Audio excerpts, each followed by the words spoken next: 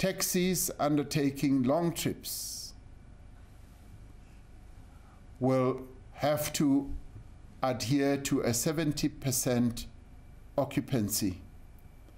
But those who are undertaking local trips will be permitted to increase their capacity to 100%. Isememezelo ebesibhekwe ngabomvu embonini yamatekisi ngemva kokuphikisana kwayo nemigomo elawula isibalo sabagibeli ematekisini. Announcement e tseng ke president right habela for now. Like ke khale dikoloi tsa rona di loser re nemetsa 70% official re bona ne se fair for rona.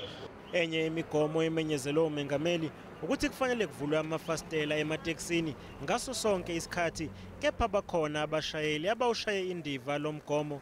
Abagibeli baphawulile ngalesinyathelo sokugcwalisa amatekisi.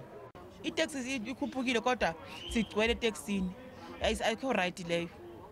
Level asithanda uphela. Yeke from 13 until 17 ayikho right.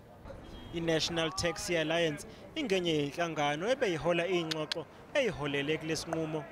Yebo inhlangano ibe yaxoxisana ngokuthi yebo siyavuma phela ukuthi igcwane likhona liyabulala, kumele kuthathweke kwezwe imizamo engenza ukunciphisa isibalo sokubhebhetheka kwegciwane. I-NTA ithi ziyaqhubeka ingxoxo nomnyango wezokuthutha mayelana nezinye izikhalo.